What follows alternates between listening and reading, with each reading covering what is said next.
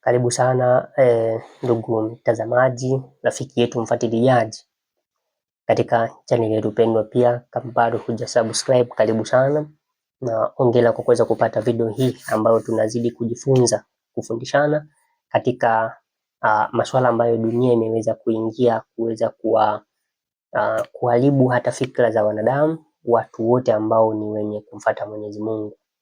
Sasa hii ni part ya 3. Kama haujapata part 2 zilizopita, jitahidi uweze kuzipata. Jitahidi vile vile uweze kusubscribe ili kila somo ambalo tutakuwa tukituma, kila masomo ambayo tutakuwa tutatuma, basi utakuwa unayapata wa kwanza. Lakini vile vile namna ya kusubscribe basi ni kuweza kubonyeza hapo alama ya kengele, na Mungu aweze kukubariki sana. Sasa katika part hii ya tatu tunakwenda kuangalia swala la movie na filamu.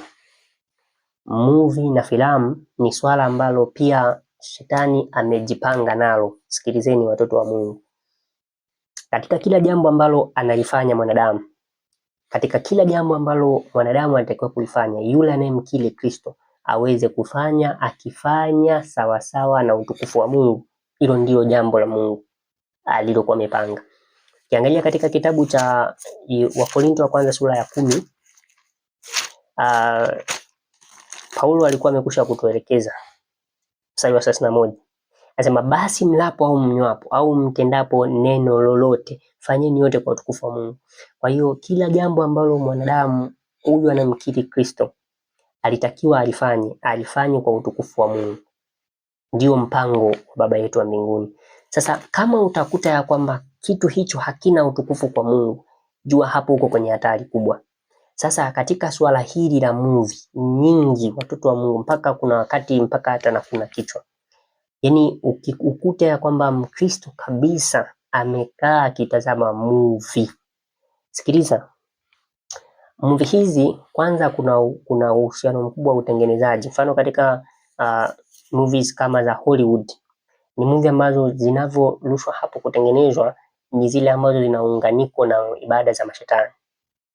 Swala la pili, kuna mmomonyoko wa maadili mkubwa sana katika movies. Kuna mapenzi yanaonekana hapo, kuna nguo zisizo za maadili zinaonekana hapo, kwa sababu hata katika mambo ya Mungu hakutakiwa uigizaji uwepo kabisa. Ndio maana unakuta ya kwamba mpaka Yesu anamaliza anafunga injili yake, hajawahi kuambia jirani zake hapo, wanafunzi wake waweze kuigiza, kwa sababu kulikuwa kuna visa vingi vilikuwa hapo nyuma. Kuna visa vya kina Musa, kuna visa vya kina Elia, kuna visa vya kina Yeremia, Nehemia na wengine manabii wa nyuma, lakini Yesu hakuwahi kuambia waigize, hakuna. Sasa ukikuta leo maigizo wamekaa hapo, Wakristo kabisa wanafungulia maigizo, ujue hao hawajajua fikra za Shetani. Naomba uweze kunisikiliza mpendo katika Bwana, na hili ni jambo ambalo kweli limekuwa likila nyumba za Wakristo. Mama anafungulia movie, watoto wanaangalia, na wanaangalia wakiwa wako muda mrefu hapo. Sasa hatari iko namna hii. Kwanza amekusha kutuonya Paulo, akatuambia ya kwamba katika kitabu cha Wakorintho, katika kitabu kingine cha Wakorintho, nisome tu hii alafu niende moja kwa moja. Wewe mama ambaye uko radhi kuachia watoto wako wabaki hapo wakitazama, mbele ya macho yao unaweka vitu ambavyo viko nje na utaratibu wa Mungu. Maelezo ya uongo yapo hapo, nguo za uchi zipo hapo, wanaangalia watoto na wewe unaangalia, ujue ya kwamba hapo kwanza unamkosea Mungu, lakini pia unabadili tabia za kwako na tabia za watoto wako. Ndio unaona leo hata dada zetu wanaokuwa wamevaa nusu uchi, si wao, ni kile wanachokitazama, kwa sababu kwa kutazama tunabadilishwa. Hiyo ni sheria ya asili. Kwa hiyo kile unachokitazama mara kwa mara, unachokitazama kinakubadilisha, maana kinatengeneza namna ya wewe unavyofikiri. Kwa hiyo shetani ameweka mipango ya movie na sinema na maigizo kama njia ya kubadilisha tabia za wanadamu, kubadilisha na kutoa hofu ya Mungu ndani yao, kutoa hali ya wao kujinyenyekeza kwa Mungu. Ndio maana huwezi ukaona baada ya hayo maigizo kuwa kuna wakati hadi muda wa maombi unapitilizwa kwa sababu igizo halijaisha au linasubiriwa. Maombi yanafanywa kwanza haraka haraka ili waingie kwenye maigizo. Hiyo ni mbinu ya shetani na ni mbinu watu wanabidi waweze kuepukana nayo. Ukiangalia katika Wakorintho wa pili sura ya pili mstari wake ni wa 11, anasema shetani asije akapata kutushinda, kwa maana hatukosi kuzijua fikra zake.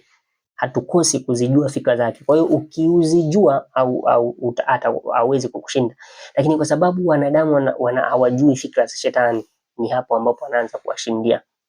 Anawashindia aje? Twende katika kitabu kinaitwa Zaburi. Nitamani tuweze kupitia mafungu mengi kidogo, lakini hebu twende angalau hili liweze kuwa ni lenye kufungua mlango wa fikra zetu. Zaburi 101 na mstari wake ni wa 3.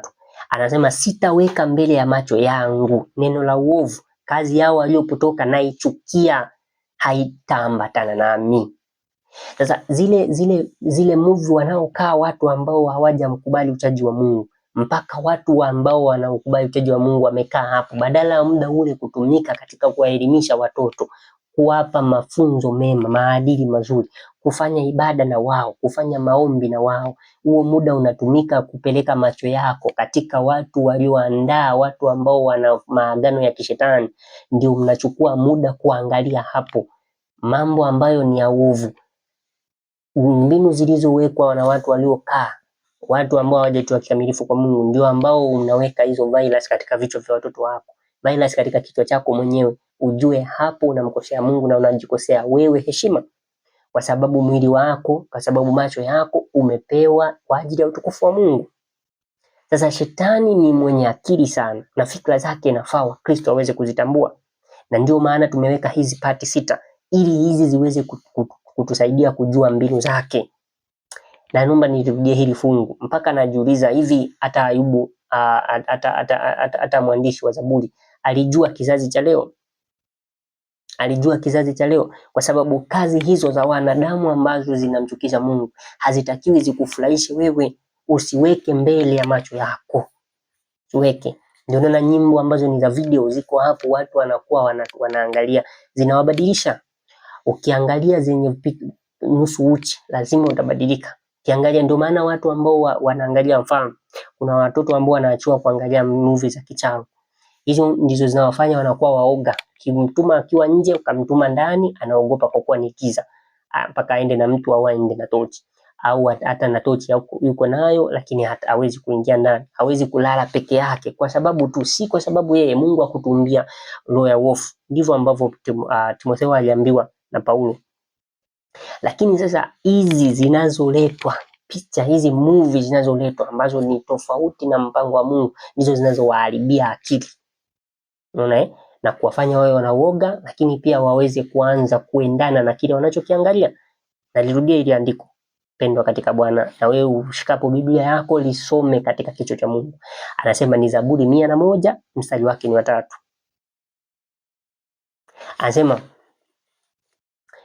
sasa sitaweka mbele ya macho yangu neno la uovu. Hilo ni kama agano ameweka na macho yake. Kazi yao waliopotoka naichukia, haitaambatana nami. Haitaambatana nami. Ndio maana kitu pekee ninachowashauri kama Wakristo, ninachowaambia katika neema yake Mungu, kama kuna kitu nafaa kuogopa na kuachana nacho ni movie, sinema na maigizo. Zisiambatane na wewe, na kama zitaambatana na wewe ni kwa riski yako. Una riski maisha yako ya Ukristo, una riski maisha yako ya mahusiano yako na Mungu, kwa sababu hapo ndipo zinapotoka chemchemi za kubadilisha tabia, zinatoka hapo. Ndio maana sasa watu wote wa Mungu wanajua wanaambatanisha macho yao. Mfano katika Mithali, unajua macho ya mwanadamu yanataka kama kuona kila kitu, yanataka kuona mpaka movies, wanataka kuona cinemas, wanataka kuona kila jambo, kwa sababu anasema katika Mithali, na hawa wote ni manabii. na wote ni manabii, wanatuelekeza namna ya kuenenda katika nyumba zetu, namna ya kuenenda katika kuenenda na macho tuliyopewa. Unajua wakati mwingine unaweza ukajiuliza kwa nini basi Mungu amekupa wewe macho akamnyima mwingine akawa hajampa? Ni kwa sababu alitaka kwa ajili ya utukufu wake, wewe ndio uwe muongozaji. Lakini bahati mbaya na mbaya zaidi ni kwamba wewe ndio unazidi kupotea. Mithali 27 mstari wake wa 20 anasema kuzimu na uharibifu havishibi. Kuzimu na uharibifu havishibi, wala macho ya wanadamu hayashibi. Macho ya wanadamu hayashibi kabisa, na uwezi ukataka ushibishe macho yako, lakini swala tu la kufanya ni kuweka kauli moja ya kwamba hautaangalia tena, kwa sababu hizo ni fikra za shetani, na tuwe na neema ya Kristo ambayo kwa hiyo tutaweza kuzishinda hizi vita vya kiroho. Bwana akatusaidie sana katika kizazi hiki cha uovu na akaweze kutushindia katika hili. Usiache kufuatilia katika hizi pati zinazobaki, maana kuna kipengele tutakwenda kuangalia katika mbinu nyingine ambazo ni mipira ambayo shetani anatumia, hizi fifas shetani anatumia pia, uweze kuwa makini nazo tunakwenda kuziangalia katika pati zinazofuata hapo mbele. Kwa hivyo usikose kabisa katika pati zinazofuata, maana hizo ndizo tunazokwenda kuchimba na kuona namna ambavyo shetani anataka kuwateka watu wa Mungu na dunia. Kristo na akatusaidia sana katika hizo pati zinazokuja kwa neema yake Kristo. Na hiyo swala la pili, kabla sijaenda mbali na kufanya ukasahau, kumbuka kusubscribe, kumbuka kulike, kumbuka vile vile kuweka comment hapo chini. Tutasoma kwa neema ya Bwana na kujibu sawa sawa na neema yako au neema yake, au kama kutakuwa na swali ambalo litasababisha kutengeneza somo lingine na kuweza kutuma somo lingine, basi utaweza kutuma na watu wengi tuzidi kupata elimu zaidi. Bwana aweze kutubariki kwa jina la Yesu Kristo mwanaye.